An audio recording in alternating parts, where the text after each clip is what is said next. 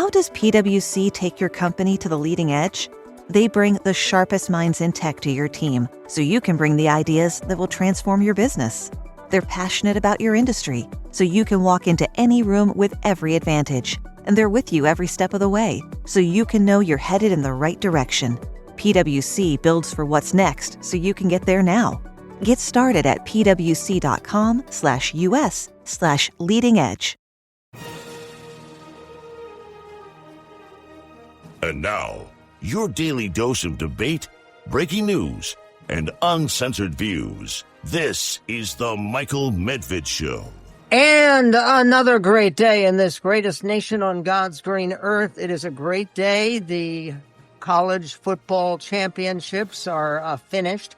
The Indiana Hoosiers are college football's national champions for the first time in school history. I remember when the Hoosiers were irrelevant to everything. And here they have a perfect record. They beat the Miami Hurricanes last night, 27-21. And President Trump found time to attend the game. When he was introduced, he received a mixed collection of cheers and boos at the College Football Playoff National Championship. I don't know if he enjoyed the outcome. Both Miami and Indiana represented states that he carried, which are predominantly Republican. There's something in that he got such a lusty chorus of boos last night. When you speak about a chorus of boos, there are a number of sources, including leading members of Congress, including leading Republicans, who are talking seriously about both impeachment, which has reached a petition for impeaching the president has reached a milestone, and in terms of roaring new momentum to drive to impeach the president of the United States. But more than that, there are drives to apply the 25th Amendment of the Constitution, which would say that the president is incapacitated, that he is simply not capable of doing the job. There's a piece at MSN by David Rothkopf, who's a fairly well-known columnist. He used to be a member of the board of contributors for USA Today, as I was for almost 30 years. But David Rothkopf has a column that says he's dangerous and a lunatic moron. What is this a reaction to? It's a reaction in part to the letter that he sent to the Prime Minister of Norway, basically saying that he no longer wants to help bring world peace because he wasn't appreciated for the 8+ wars that he stopped. Again, a complete fiction and a complete exaggeration, and it's been fact-checked so many times, but he says it over and over and over again. It does seem like an illness or a fetish of some kind. It's bizarre. After President Trump was introduced last night at the football game, he praised Vladimir Putin and ripped Emmanuel Macron, the president of France. He insists on taking Greenland and said that it is not Denmark's just because their boats landed there 500 years ago. He moved on to his biggest hits, lying about inflation, ending wars, and how the U.S. is doing right now. And according to President Trump, we're hot. It doesn't feel that hot out there unless you're, well, I guess in Hawaii it's hot, 80 degrees or something like that. But not in Minnesota, where in St. Paul, the other twin city, a U.S. citizen, somebody who's been a U.S. citizen for decades, was grabbed by ICE, who broke down his door in front and dragged him out. He was taking a shower in his underwear and forced him to stand out in the cold. And it's very cold in Minnesota. Why? What did he do? Nothing. just a big mistake. He happened to be somebody who's Asian American from Laos, part of the Hmong community in Minnesota, which has not been involved with anything except public service and working together with the United States during the Vietnam era and trying to help Americans and particularly American servicemen. It's all incredibly bizarre. There is also a new suggestion by President Trump, which has helped to tank the stock market. He suggested giving $100,000 to each Greenlander in order to bribe them and get them to join the United States and to become Americans. They don't want to be Americans. And there's a passionate statement by a former parliament member in Greenland who says, no, we don't want to be Americans, even if you pay us $100,000 each. The story from the Times of India, former Greenlandic MP, Member of Parliament, Tilly Martinussen, has rejected U.S. interest in her island, saying Greenlanders do not want to be rich like Americans, and accusing Washington of greed. Martinussen was responding to President Donald Trump's new suggestion about acquiring Greenland, which includes proposals to pay residents $100,000 each. How would you feel about your tax money being used for that? Or where is this money going to come from? Because when you take $100,000 and you multiply that by 57,000, which is the current population of Greenland, what do you think would happen? Is that if a deal like this was worked out where you're paying $100,000 to every resident of Greenland, do you think that they might have a huge tidal wave of immigration to the country in behalf of getting that $100,000? And the Tilly Martinussen, a former MP in Greenland, says, even if you offer $100,000 per person, we will not give up our free health care, free education, and being part of Europe. She added that the compensation won't matter if their rights are taken away. We are not white. They are some kind of Eskimo-like Nordic people, apparently. She says, we are people of color. We know that our rights would likely be taken away.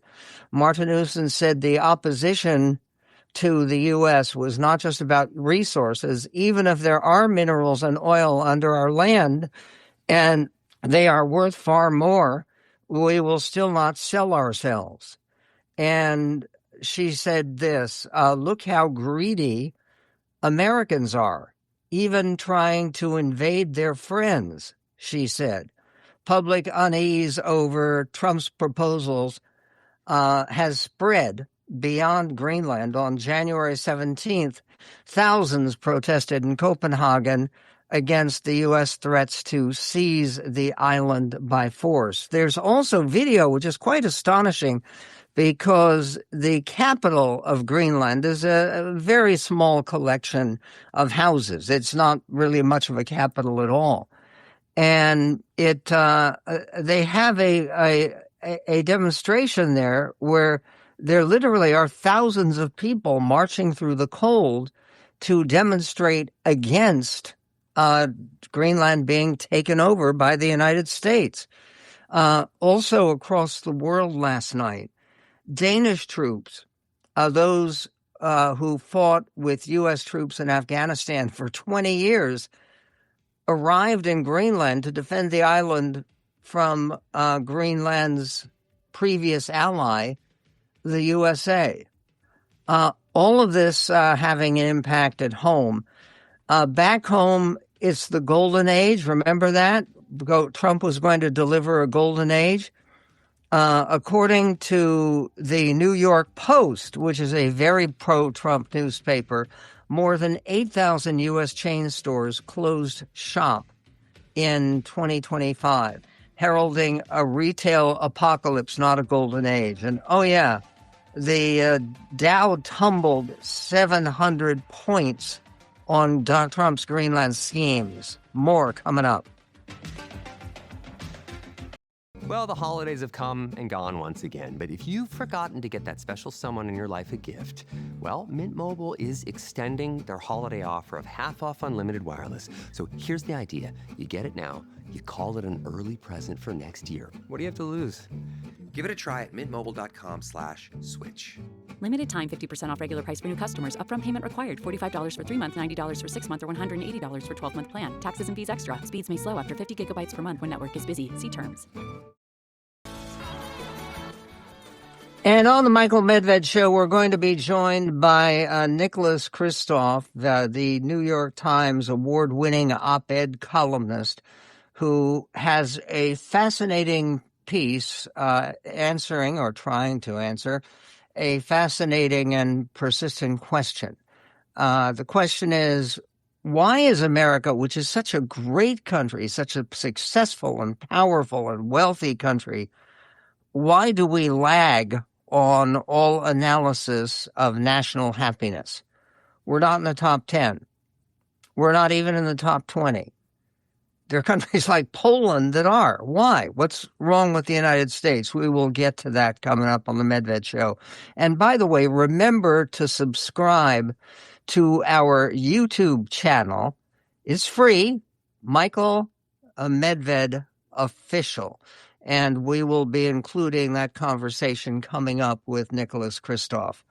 Meanwhile, talking about the golden age back home, the Dow dropped initially 700 points as Trump's Greenland schemes sparked U.S. capital flight. In other words, people who are invested over here, no, this guy's nuts.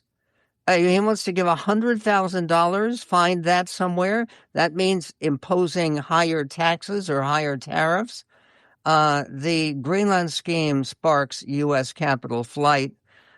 Fear of global trade war, live updates coming on that situation. There's also a new state-by-state analysis of costs for typical American families. And I know because I talk to people, and people in every phase of life, who are convinced that they are spending more. President Trump says, no, he has slain inflation. Inflation is no longer there. But aside from the retail apocalypse that the New York Post is writing about, where I used to write for many years, the idea that we're having a retail apocalypse comes from the U.S. chain stores that are closing up shop, with some 8,000 of them closing down in 2025. And there is new state-by-state cost data. Families, typical American families, spent over $1,600 more in 2025 due to inflation under Trump. That is according to updated calculations from the Joint Economic Committee of Congress. Because of the inflation that has occurred since President Trump took office a year ago, the average household has paid $1,625, to be precise, in higher costs. How would it feel to get that money back? Well, not as good as getting $100,000 so that Trump can buy Greenland and maybe feel better about the fact that he didn't get a real Nobel Prize. He just got the medal itself, but he can't call himself a Nobel Peace Prize winner. By the way, the money that we're spending on average more includes $323 more for housing expenses, such as rent or mortgage payments, and $241 more for transportation costs, such as for a new or used car, car repairs, and gas. Oh, yeah, but remember, we keep hearing from President Trump. I mean, isn't that one of the reasons that we now have President Trump running Venezuela? according to his claims, was to get the cost of gas and energy down, which isn't really happening, is it? Nor does it look like we are going to be able to be taking a lot of oil out of the deal and the takeover of Venezuela. CNN reports that President Trump's desire to take over Greenland and his tariff threats will loom large over this week's World Economic Forum in Davos, Switzerland, where more than 3,000 business and political leaders from over 130 countries are gathering. I have never been to the Davos meeting. It was one of those bucket list things that I think it would be interesting to do. My brother's gone there. And again, it's fascinating to have business leaders from everywhere talking with each other and talking about the world economy. 3,000 participants in Davos. Trump, who will speak to the forum tomorrow, told reporters that he expects little pushback on his plan to take over Greenland. What do you mean he expects little pushback? They are already sending troops, French and Dutch and Polish, and I don't know about the Poland, but the French and Dutch certainly, and Danes are already on their way to Greenland to guard it. How can there be little pushback, the president says? And he says he expects little pushback on his plans, despite sharing a message from French President Emmanuel Macron questioning the move. Meanwhile, markets reacted nervously today, with European stocks falling and U.S. futures pointing lower as investors worldwide try to gauge how tensions between the U.S. and Europe might develop. And then there's a question about time for the 25th.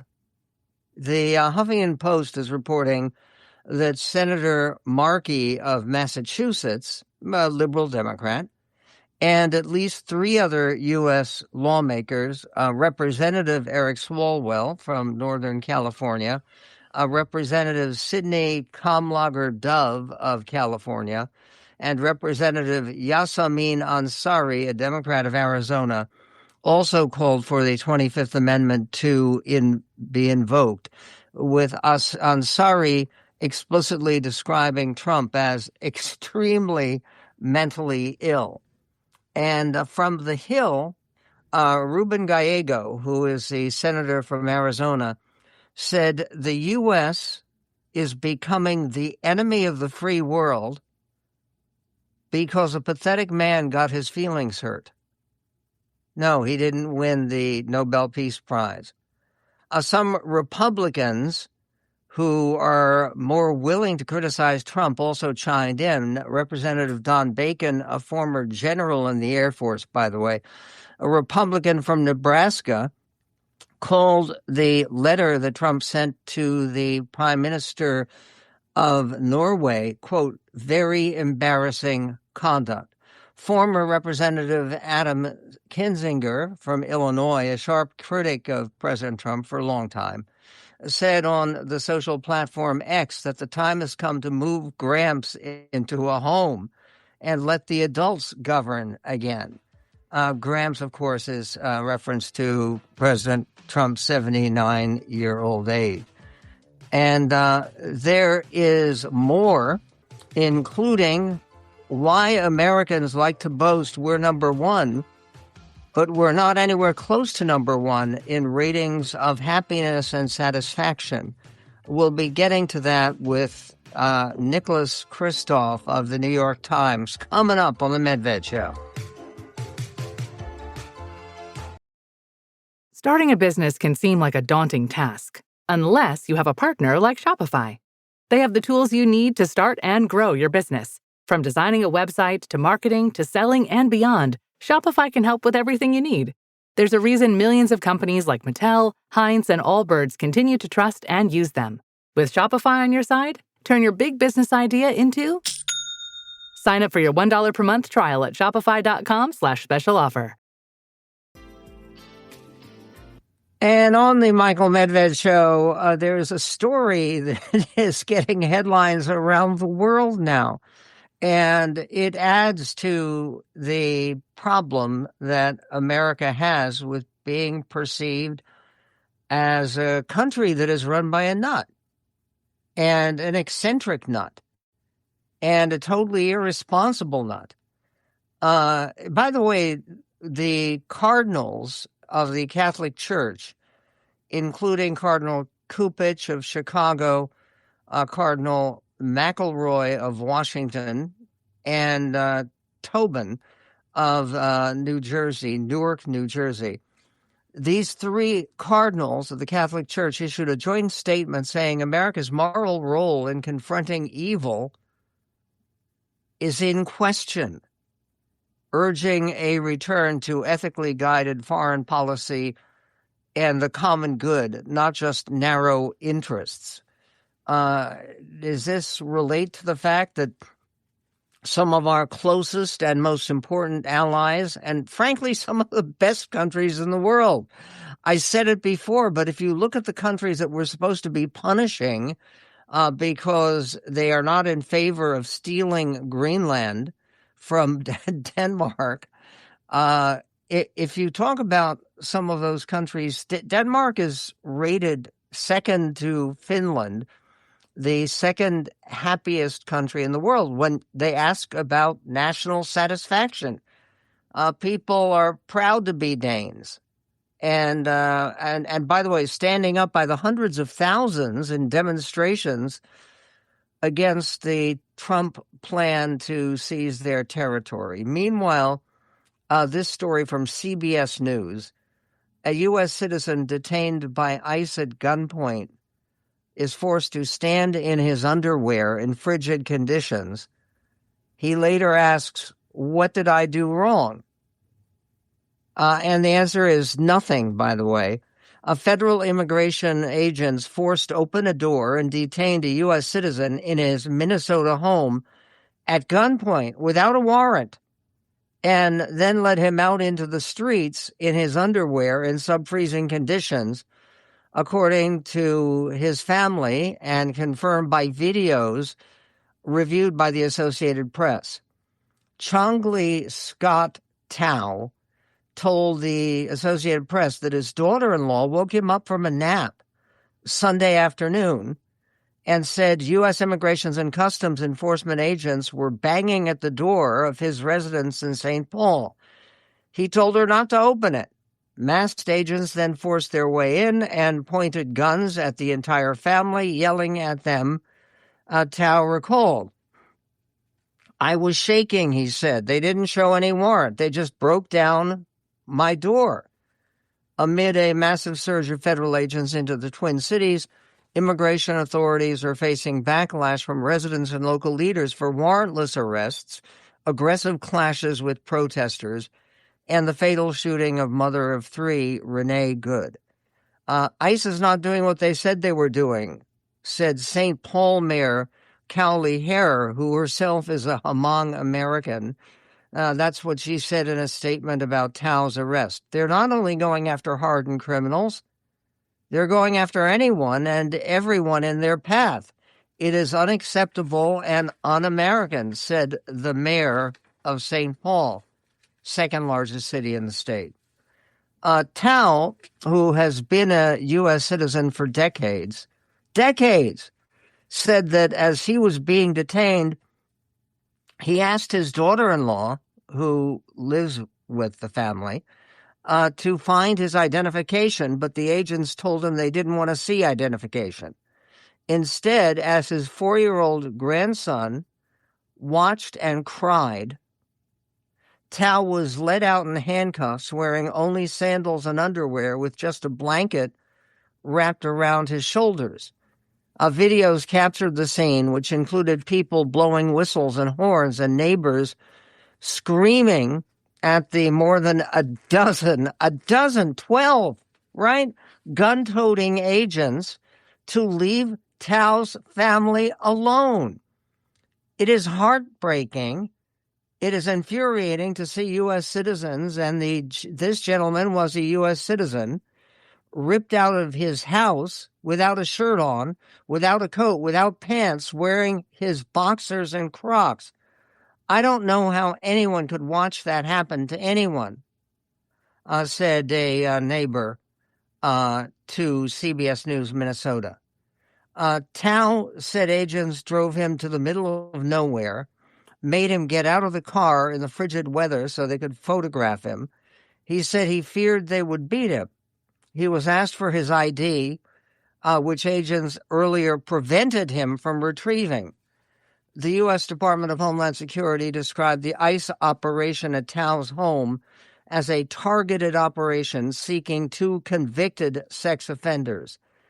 The U.S. citizen lives with these 2 convicted sex offenders at the site of the operation, DHS said. The individual refused to be fingerprinted or facially ID'd. He matched the description of the targets. Tao's family said in a statement that it categorically denies the DHS account and strongly objects to DHS attempts to publicly justify this conduct with false and misleading claims. Tao told the Associated Press that only he, his son and daughter-in-law, and his grandson, 4 years old, live at the rental home. Neither they nor the property's owner are listed in the Minnesota Sex Offender Registry. The nearest sex offender listed as living in the same zip code is more than 2 blocks away and unknown to the Tao family. Tao's adopted mother, Chawa Tao, was a nurse who treated CIA-backed Hmong soldiers in the U.S. government's, quote, secret war from 1961 to 75 against the communists, according to the Hmong Nurses Association website. All of this is incredibly sad, and it's disgraceful. And the fact is that it all goes back to the incapacity of President Trump.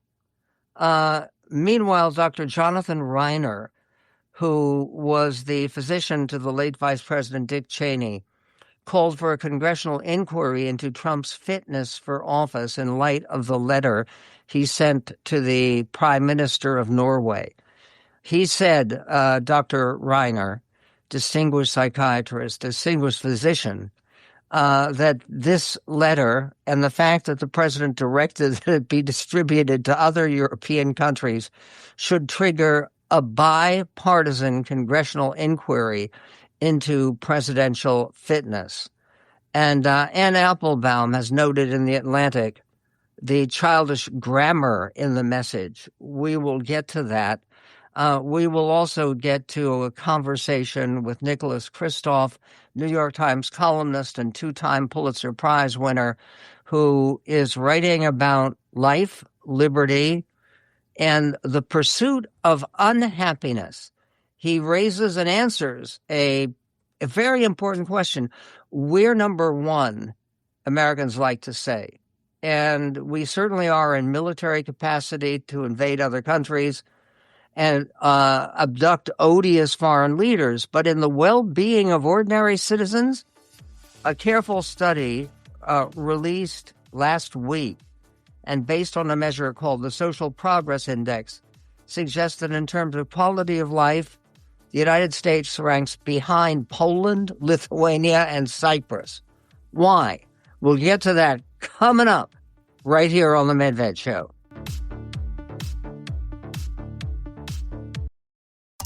AI is incredible. It can teach you how to fry an egg and even write a poem, pirate style. Yarr! But it knows nothing about your work. Slackbot is different. It doesn't just know the facts. It knows your schedule. It can turn a brainstorm into a brief. And it doesn't need to be taught. Because Slackbot isn't just another AI. It's AI that knows your work as well as you do. Visit slack.com/meet Slackbot to learn more.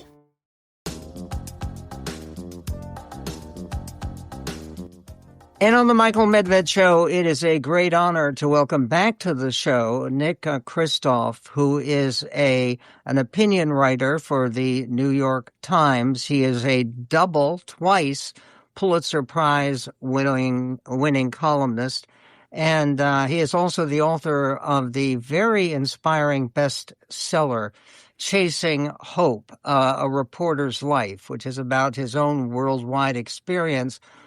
And given that worldwide experience, his new column, which you can find at our website at michaelmedved.com, is a blockbuster. It's extraordinarily important. And it is entitled Life, Liberty, and the Pursuit of Unhappiness. And it takes a look at a number of measures that says, yeah, America could be doing great, maybe economically, maybe militarily, but in terms of providing happiness and satisfaction for our own citizens, not so much. We finished 32nd in the world out of, 171 countries? Is that right, Nick? That's right. And this is according to a social progress index. Explain what they're measuring here. So they're measuring a range of measures that essentially are about well-being. It's things like public safety, education, health, access to clean water, this kind of thing. And, I think what troubles me is that we in America, we like to think of ourselves as number one. And in terms of global influence, we absolutely are in terms of overall wealth and dominance. But we've done quite poorly in translating that wealth and that influence into just the well-being of citizens. And I think it's useful to have metrics to measure our performance and to help us do better. I mean, in the last 14 years, we've been going downhill fairly steadily by this index. We're now at the bottom of the G7 countries. And, hopefully it's a wake-up call that any one index is imperfect. You can argue about any individual number, but there is something fundamentally wrong about how we are translating our wealth into the well-being of our children and thus into our future. Okay, which countries do notably better than the United States? And this is something of a surprise. And why is it that they're able to achieve more success in terms of the social welfare index? So traditionally in indexes like this, the Northern European, Scandinavian countries have done really well. They have great health metrics, this kind of thing. But, let's take them over. Yeah, that's right. If Greenland would acquire the U.S., we'd have free health care and better infant mortality. But what is striking this time is that it's not just those countries, and that, as I said, it's every G7 country. Latvia is interesting because it's got, depending on how you measure it, only about half of the per capita income of Americans. And yet it has the same outcomes. And, that should make us reflect on what is going wrong. How are we investing so poorly in in healthcare and education and so on. And I think education especially bothers me because I tend to think, Michael, that the best metric for where a society will be in 25 years is probably its ability to educate its kids today. And I think we're 44th on education in this list. And with countries like Latvia and Cyprus and Poland's become something of an educational powerhouse, right? That's right. Yeah. And, and education is not the only thing. And Eastern Europe and even Russia traditionally had pretty good education, but because they didn't have market economies, they couldn't translate good education into anything more.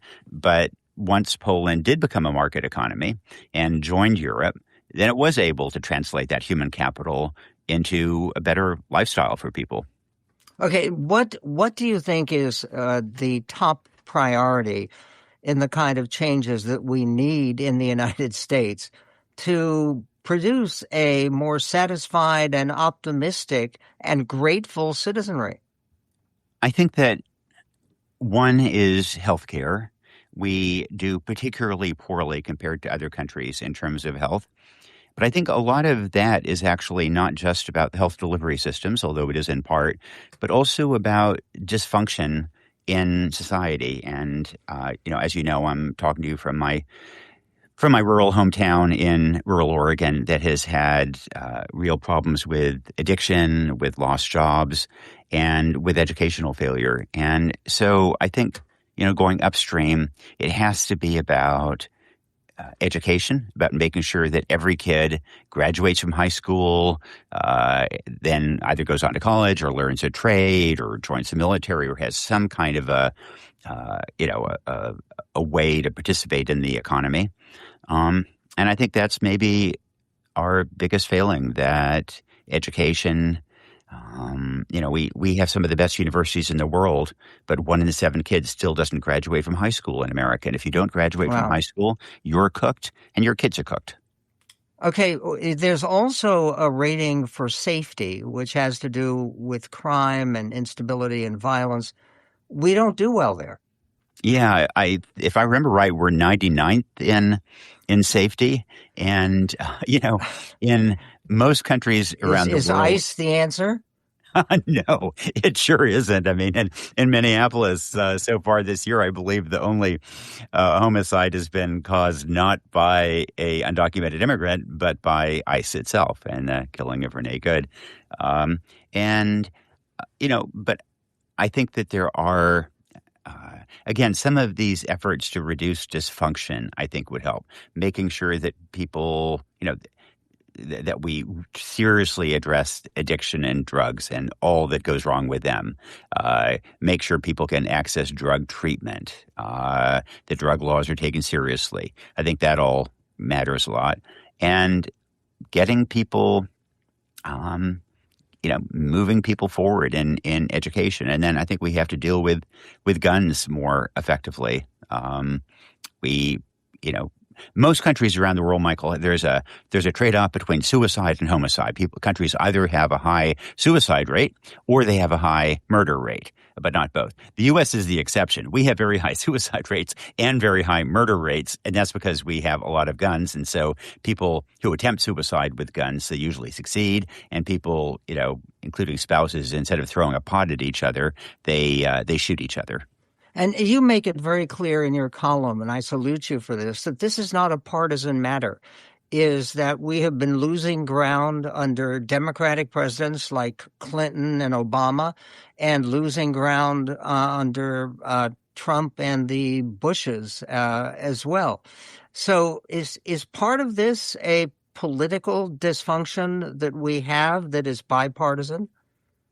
Yes, absolutely. I think Democrats are going to be inclined to blame Trump, but it goes way beyond that. And, I'm in Oregon, a good liberal state. We have some of the worst education outcomes in the country. We've got to do better. And again, you are Chasing Hope, which is the title of your outstanding and inspiring book, actually, Chasing Hope, A Reporter's Life by Nicholas Kristoff. But get started with that Chasing Hope agenda by reading his column, Life, Liberty, and the Pursuit of Unhappiness.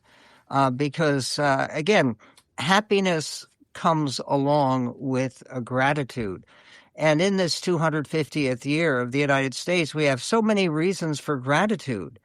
And one of them would be the ability to actually do better and maybe to address some of those shortcomings that Nick Kristoff has pointed out. I greatly appreciate your joining us. Remember to subscribe to our YouTube channel, Michael Medved Official. It is free and benefit from some of the perspectives, as I do whenever they appear, of Nicholas Kristoff. Coming up on the Medved Show, we'll be talking more about the foreign policy that seems to be driving America further and further away from our most important and most traditional allies. Why is that a good thing or something that our people should support? We will get to that and to much more in what remains this greatest nation on God's green earth.